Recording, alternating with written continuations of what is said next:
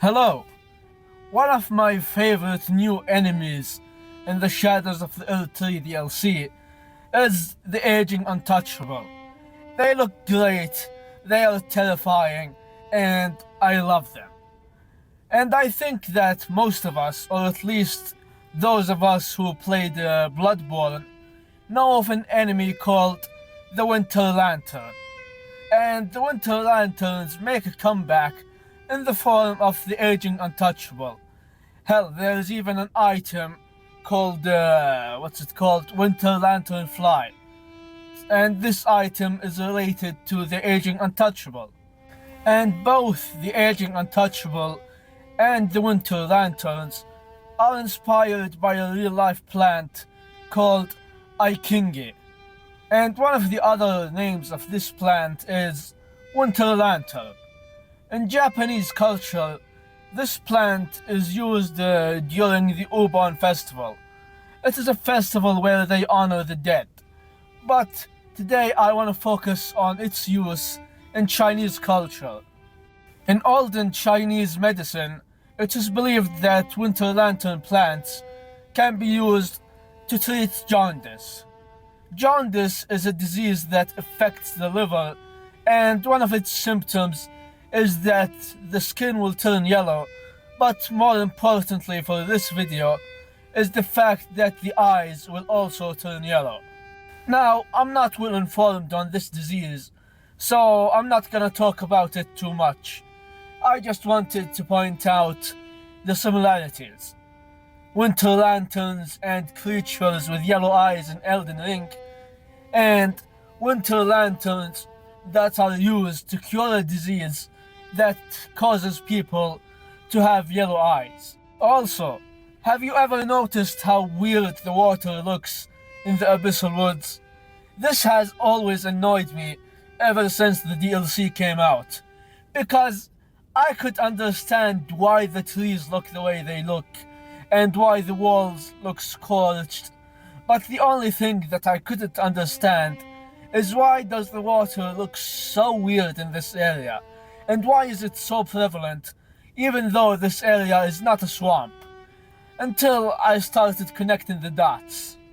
When we explore Midra's manse, we will find Nanaya's body, and on it we will find Nanaya's torch. Now, there's a lot of speculation on this torch. Some people say it is the body or the spine of Midra and Nanaya's son, and honestly I don't know where this speculation came from, because it says in the description of this torch that it was made, or it is what remained, of someone, a man, specifically a man, from a distant land and a long time ago, who failed to become a Lord of Frenzied Flame because he was too weak.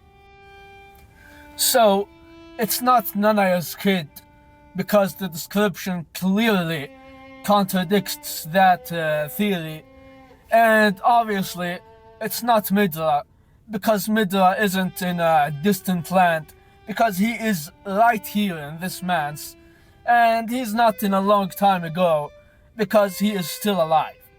And also, if you do some camera shenanigans, like what Zlovsky and Bonfire VN do, you will see that Midra still has his spine.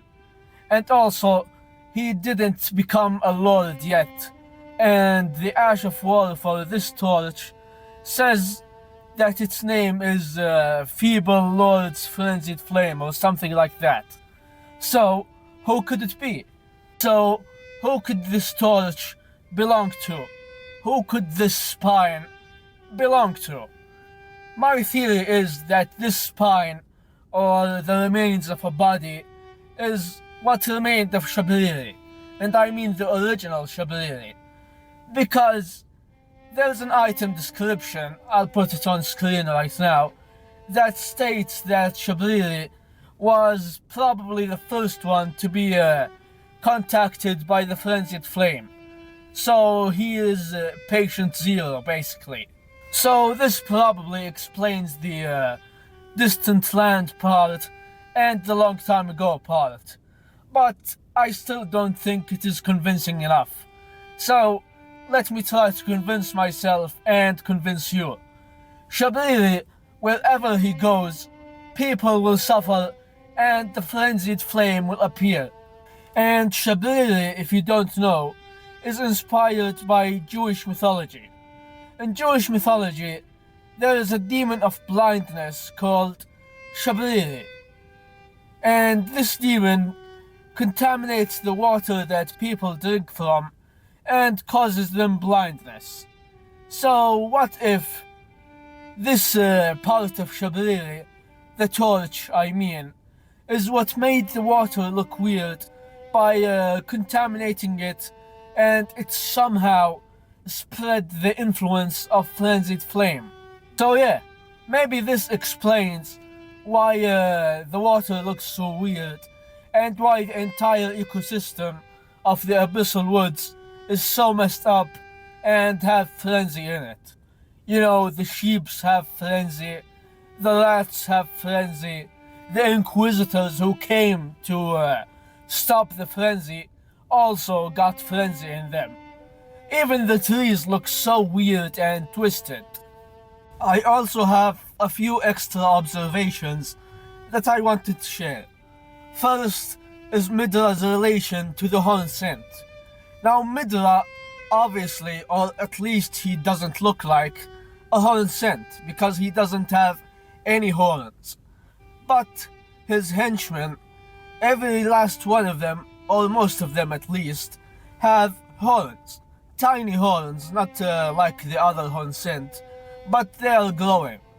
They even drop a silver horn tender, which states in its item description that it was used as a currency by the horn scent, and it was held by the upper echelon of horn scent. Also, when you go inside, you will find horned warriors, and these warriors don't seem to be part of the Inquisition because they are spirits basically. And speaking of spirits, one of the spirits, or maybe the only one, no, I think there's two, but one of them says that they are brethren to the horn scent. And the final relation, which is very subtle, but I noticed it somehow, is the building itself. When you go inside the manse, you will see that the door is very, very similar to the doors of Bilorat and Inner Elim. And also, if that's not enough to you, when you go inside, you will see that there is a spiral pattern on the walls of Midra's arena, in the shelves of the library, and you will see it a lot. And this pattern, as we know now, is related to the Crucible and the gods. And the Horn Scent seem to be obsessed with it. And I mean obsessed, it is everywhere where in their areas. It's everywhere in Ballarat, Inner Elim, hell, even Lumina and Hill Arena have this pattern. I'll talk about this pattern in detail in another video. But for now, let's get back to my other observations on Midra. And this other observation is the painting. This goddamn painting. I've seen some people say that in this particular picture, Nanaya is pregnant and holding her belly. And honestly, I don't think so. I think it's just an illusion created by the painting itself and by the way Nanaya dresses. Because, like I said, there is no mention of a child anywhere in the manse or in the abyssal woods. And also, this reminds me of the Nashandra painting in Dark Souls 3 and 2. In Dark Souls 3, there is a painting of Nashandra. You find it in Erythel. And in this painting, Nashandra seems to be pregnant or holding her belly. And I think this is another illusion created by the frame itself. Because if we go back to Dark Souls 2 and look at the same painting, we will see that she is having or holding her hands in front of her belly, but she is not pregnant, obviously. So I think this is the exact same situation with Nanaya. But also, I think there is another similarity between Nanaya and Nashandra, and that is that both of them seems to be messengers of a seemingly evil entity. You know, Nashandra and Alsana and Elana both were sent to kings to seduce them and basically have the abyss take over or something like that. And Nanaya seems to be like a finger maiden. And I don't mean the good finger maiden, no. I mean a finger maiden like Hayata. So maybe she's just like Hayata and shares the exact same job.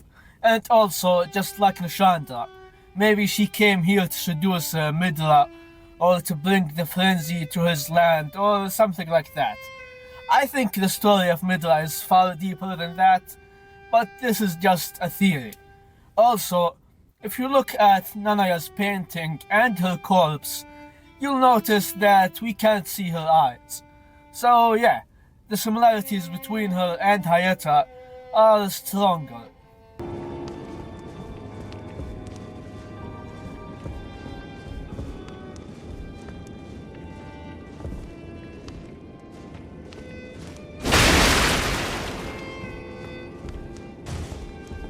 This is the end of the video. That was just a theory, a game theory, or whatever Matt Pat used to say. So yeah, tell me what you guys think in the comments. If you liked it, like, subscribe, and share it. Maybe someone will make a better theory by listening to my rambles. So yeah, like, subscribe, share, comments, and see you guys in the next one.